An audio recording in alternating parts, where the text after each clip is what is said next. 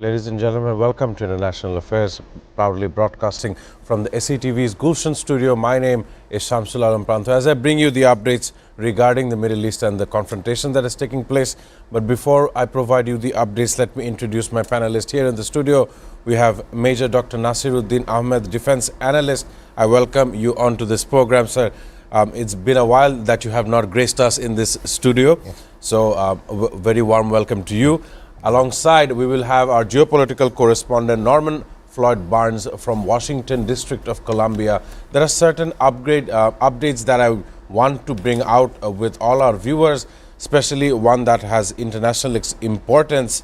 We see how Europe has played a role inside this Middle Eastern conflict between the U.S. forces, Israeli defense forces as well, that has attacked Iran on various occasions, and we know that the U.S. consulate has been under fire even in places like the Dubai and as well as Riyadh in Saudi Arabia. I want to ask Norman Floyd Barnes and start with Washington, D.C. What are the updates that you have with us from the U.S. perspective? There is no longer a U.S. position on Iran issue. However, the U.S. retaliation that is taking place, some observers are saying this war may roll out to be a very long one. What are the latest updates that you have for us, Norman Floyd Barnes? Good morning. Here from Washington. Yes, the word on the street is that this conflict, this war with Iran, is going to be longer than anyone has anticipated.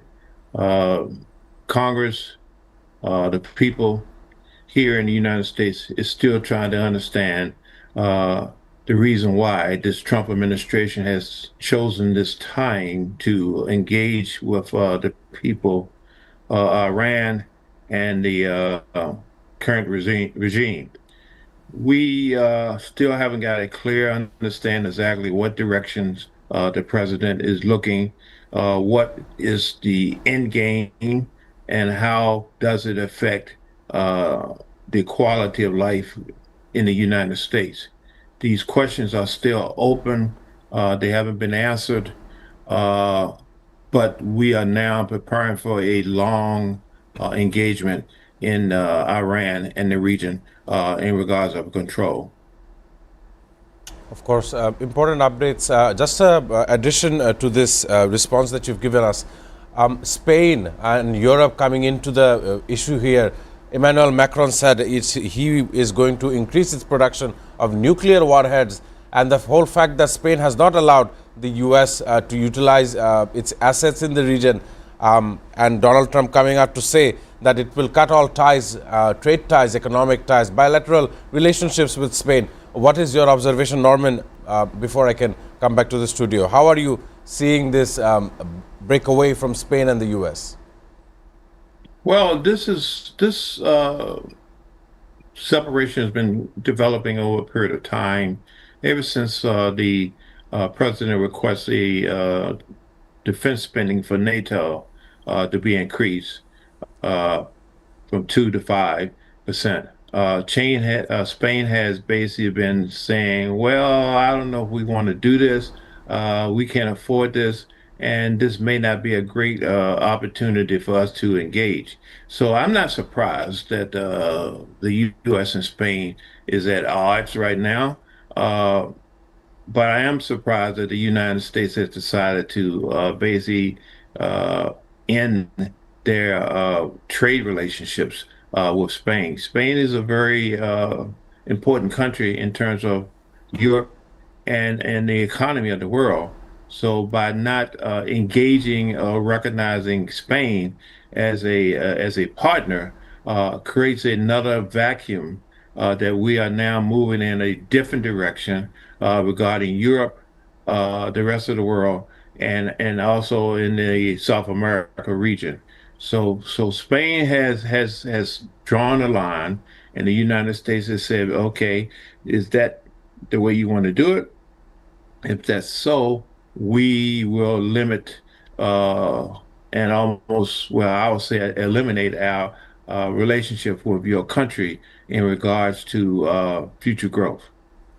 course, important analysis coming from Norman Floyd Barnes. I want to come back into the studio with Dr. Nasser. As you were hearing Norman Floyd Barnes, his analysis regarding Spain and regarding this extended assault, joint assault by almost all Middle Eastern countries' efforts to reduce Iran's assault on all of these consulates. The Iranian side, of course, sees this issue as they must remove the U.S. forces anywhere they are in the Middle East as a matter of their concern. And the Foreign Minister Abbas Araghchi says that the U.S. consulates do act as a legitimate target. So I want to understand, how are you feeling about this? We know the Supreme Leader Ayatollah Ali Khamenei has been killed in action. What is your observations? Thank you, Prantha, and my warm greetings to the viewers.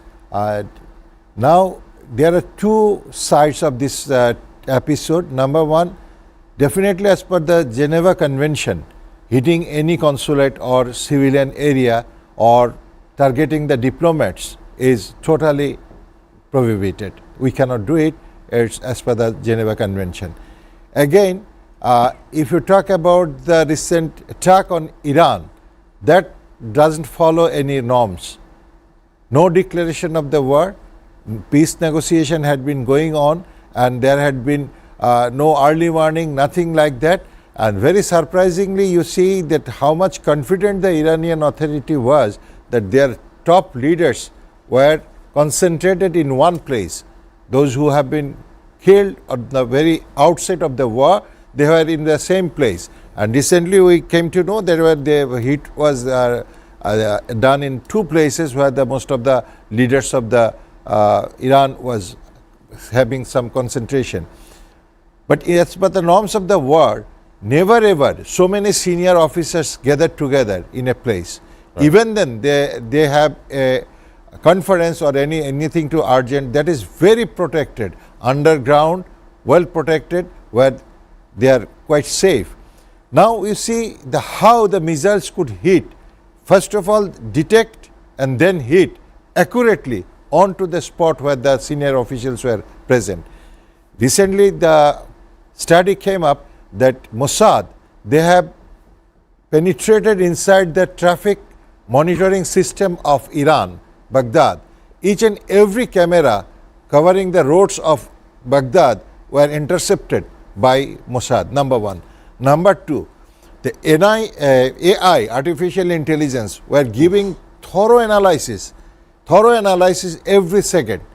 And this telephone, it is a total now double-edged weapon.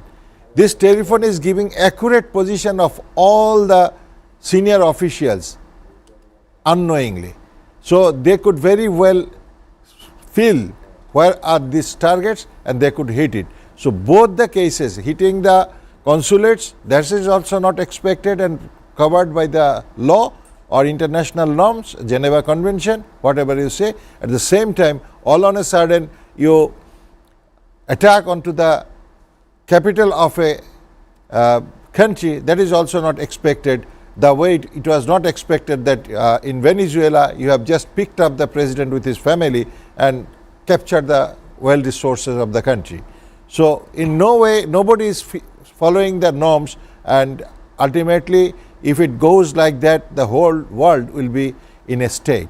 Now you see that at this moment, if you look to the North Pole, green is not in peace condition. Anytime Greenland can be captured, they are in tension. If you come to the southern part, the African belt, each and every country is suffering. Rwanda, Nigeria had strikes as of last Christmas from the United States. Yeah, so that is the. If you go to east, Russia, Ukraine, China, all are getting involved with the war. If you go west, already America has spread the war all over the world. So it may not be this is the third world war, but unfortunately symptoms are there where all these nations are involved. And center was the Middle East. Now that has come under tremendous war situation. Of course, interesting updates coming from you, sir. You mentioned about Mossad and how the spy network works in these places. One of the interesting news articles that I brought out was that in Qatar and Saudi Arabia, there were agents trying to blow up various strategic points important to the country's military economic situation, and they were linked back to Israel, linked back to Mossad, someone who's trying to destabilize the region and blaming Iran for it. There were some insinuations made online as well. However, we see increasing support from Europe coming in. The big three, or the European three, France, Germany and the United Kingdom, said Sunday that they were ready to defend their interest in the region and those of its allies in the Gulf if necessary by taking defensive action against Iran. Of course, this is coming in from various news outlets. I want to come to Norman Floyd Barnes. Actors such as in Europe are now involved actively in this retaliation that is taking place in the Middle East.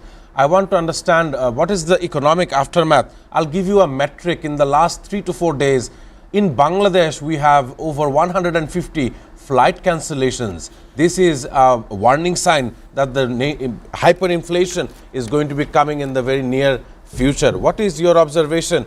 These flight cancellations, it is causing havoc for multiple industries. I want your comments on this matter. Yes, thank you for the question. The intention of these disruptions is to break down the infrastructure of the West. Iran has cleverly devised a response to basically stopping air traffic movement, which is in turn affects the economy, stop the trade and commerce routes, which affects the economy and people, and also to basically let the government know that they are attacking them for the purpose of dismantling their administration.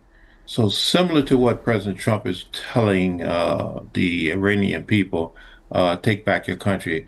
Iran has taken that posture also to basically tell the United States, the Europeans, the Australians, and other parts that, hey, your government is not taking care of you. They can't protect you. They can't get you home. They are basically abandoning you. So you need to basically address your government regarding protection and engagement. Why are you, your country, engaging war with Iran?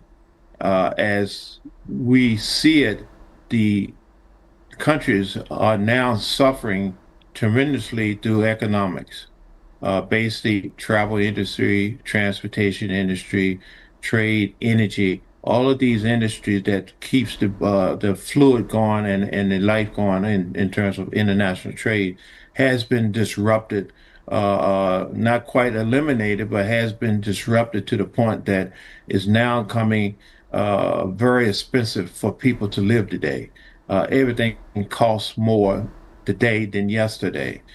Tomorrow, there's no anticipation that these conflict, this war will slow down. We see more and more conflict, which means the prices for the consumers are going to go up higher, highest. This is going to put a lot of pressure on the governments to basically come to a diplomatic conversation with Iran, even though we're fighting how to eliminate this thing. Because right now, they are attacking the world on a whole different scale than just a military one. This is an economic one. This is basically a welfare of the people. So the pressure, the strategy is to put the pressure on the people to pressure their government to stop this activity and basically avoid World War III. But it appears that the egos between the people who make decisions are very high, and they are not going to stop at basically stop pressuring Iran to slow down and to eliminate and to give up the ballistic program, to give up the nuclear program, and also to basically, most importantly, they are not prepared to give up the regime.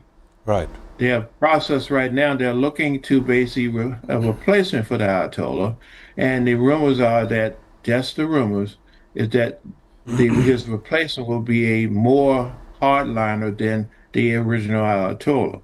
So basically, so the regime appears to be strong. They appear to be connected, and they appear to make a new movement change, but with a different person, and their responses, their actions, their relationship with the world is going to basically be more strict, more hard, and more or less the destruction of the West. Of course, very important updates coming from Norman Floyd Burns. It is important to understand who shall give and who shall call out the shots for Iran. And as you were saying, late last night, there was rumors. It's still not sure because there has been no press release. However, Ayatollah Ali Khamenei's son, Mojtaba Khamenei, is set to lead the nation as its supreme leader, as far as I believe, and as far as social media tells us. It's a trying time. We must, of course, calculate misinformation. Ladies and gentlemen, it's time for a short commercial break. After the break, we shall look at the economic factors to warfare. Do stay on International Affairs.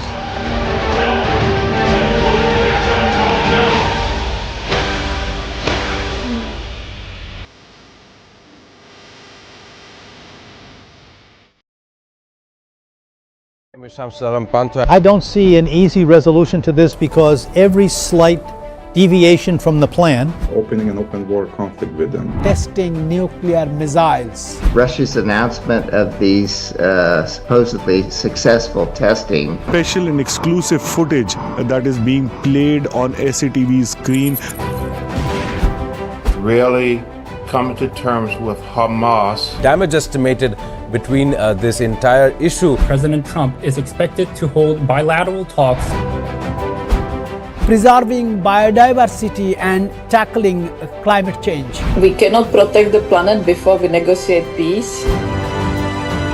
Where is it going? Is it understanding the needs of its people before the needs of this global world? For China to come to agreement, They will face better projects. With President Xi of China and President Lee of South Korea. Trump's White House that is in favor of these things. simply not enough action being taken to address the problem of fossil fuels.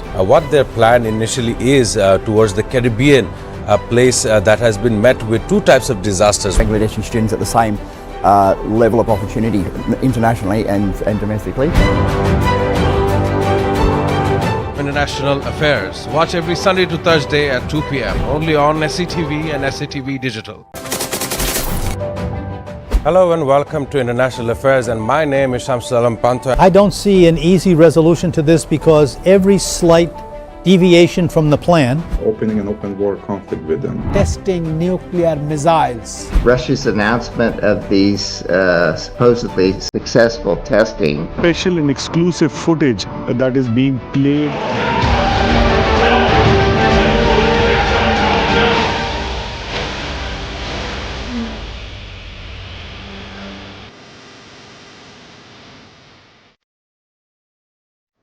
Welcome back on International Affairs. We have some of the numbers related to the weaponry that's being used in this retaliation in the Middle East. I want to begin in the studio with Dr. Nasser.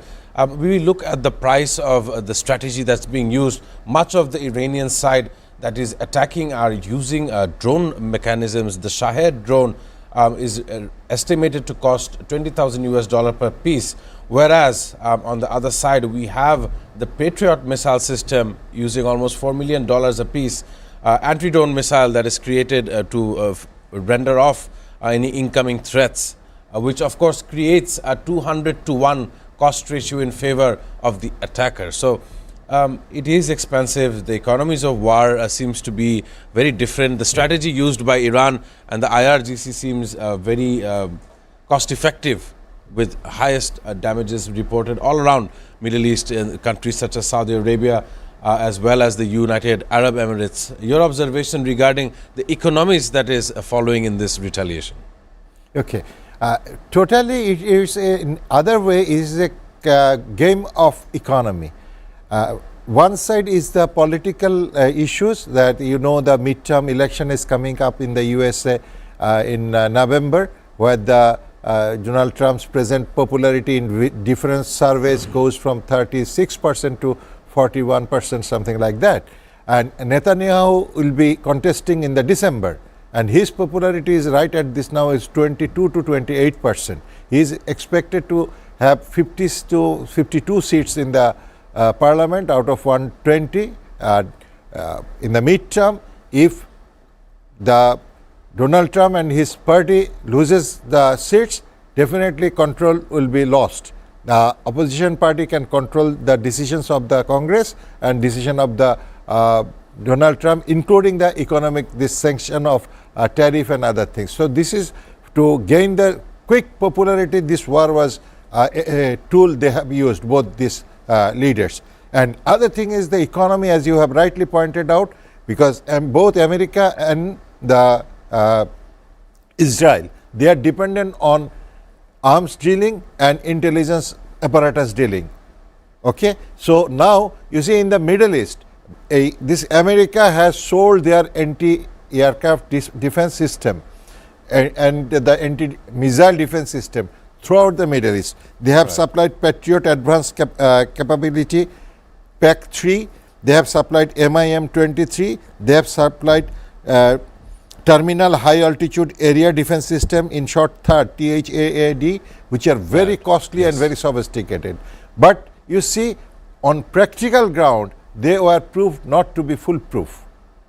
How these missiles of Iran could land right in the American consulate of Riyadh, how it could hit Dubai American consulate, how it could hit in Qatar, in Bahrain, even in Oman. So altogether, it is proved that whatever they have supplied so far, that was not well designed, or they are not foolproof. Now America will come and Israel will come with new technology with more higher prices. Of course. So this is one. Another one is after the Gulf War 1991, we have seen that America has taken money from Kuwait, whatever they have expended in this war. Whatever was the expenditure for ammunition to the food of the soldiers, Kuwait had to pay that in terms of either their reserve in the Central Bank of America, or in terms of crude oil. And same will happen with Iran. Venezuela, same has happened. They have captured a world tanker full of oil. That is the cost of their operation there. So this is another economic dimension. And what I am afraid is that ultimately it is the Muslim world which is unnecessarily will be spending money for the war machineries instead of their self-development or the humanitarian development. Right. There is much ambiguity when you mention the Muslim world. It also brings in the differences between religious differences between Sunnis and Shias. We understand a majority Sunni in Saudi Arabia, majority Shia in Iran. And today's escalation, this is a very important issue. As you were mentioning how they had to pay out for their involvements way back in the 91 war that taken place in the Middle East. I want to come to Norman Floyd Barnes. There is some updates that I want to share with you. Emmanuel Macron finds himself more and more involved in this war as France is sending its flagship carrier, aircraft carrier to the Mediterranean Sea, the Charles de Gaulle. It will be coming through very recently. I want to understand how you see this. Recently, we spoke about the Arctic and how Greenland was on the cards for the United States of America. And that is when European leaders had taken a step back. However, when it comes to Iran, they seem to find themselves trying to protect, trying to assist, if not directly involving themselves in to this retaliation. What is your observations, Norman Floyd Barnes? Yes, this crisis has sparked countries that traditionally will sit on the sideline, like France, other parts of Europe, the UK, to engage now because their livelihood is being challenged. These countries have strong economic dependency on the energy sources that come out of the Middle East. So these countries know that they cannot afford now to sit back and just enjoy the entertainment. they have to provide some type of substance to ensure that their livelihood and infrastructure remain strong and intact. So you're going to see France, you're going to see the UK, you're going to see other countries announcing that they are basically is going to engage in this conflict in the Middle East. By the same time, they are very concerned that as long as Iran and its proxies and its supporters hold the Strait and that region in hostage, no passage, no movement, no activity, and they will. They are concerned. The countries are concerned because most of their money, most of their make is based on the Middle East and tourism, energy, and other resources coming from the area. So with this, we're still in winter. With this process going on right now, they want to push the envelope to the point where Iran has to continue the discussion and stop the bombing, stop the attacks, stop the restrictions. But unfortunately, the situation is now gone to a point where Iran is moving up to the next level, which is full-scale attacks, full-scale disruptions, attacking the oil fields, attacking the gas lines, attacking all the things that's very important that hurts Europe. Europe is totally dependent on the exports. If they can't get these energy exports in that region, they are having to make deals with people they thought they would never relate with. Right now, Iran is basically putting the pressure on the European countries to basically, hey, stop this event, force the United States to stop this action, and you will continue to have your resources that you need to run day to day. If you do not do that, we will tighten up this situation, create economic chaos in your world which you live in a comfort area, while you struggle to find the energy resources which we hold and restrict because of your participation with the United States and other Western parts in basically trying to change our government, trying to control how we do business, and basically arousing the people of Iran to overthrow and cause an unstable situation. Yesterday, I'm going to close by saying there's rumor that our Central Intelligence Agency is working with the different rebels in the region to basically increase the opportunity for public outcry and the overturnment of the current regime by the people and by the subjects of the area. So we're looking at that situation because that is very interesting to the point that basically we're looking at sabotage, we're looking at internal disruption to create a chaotic situation where the current regime can't exist, but it's now created a hostile environment where the Western world can come in and provide some solution. It's a very risky task because it may not go their way. They don't know exactly how the Iranian people is going to respond to this, how the new person coming in is going to react to this. But right now, they want to create an unstable environment, which may or may not benefit the West. Of course. And one of those rebel faction groups are the Kurdish forces, who the CIA is trying to strong arm to create a uprising in Iran. As you were saying, an uprising would change the regime and another installment could be in place for Iran. This has been a very interesting debate with both of you gentlemen. I must thank Dr. Nasiruddin Ahmed for appearing on this program today. Your contributions has been very important to understand the situation in the Middle East, as well as Norman Floyd Barnes for joining in from District of Columbia with the updates from Washington. Ladies and gentlemen, today has huge significance from the World Health Organization, as well as the UN is recognized as World Obesity Day, and is to address rising obesity rates, particularly amongst children, and improving food environments. Ladies and gentlemen, do stay with us on future programs of International Affairs. That's it for today. Goodbye.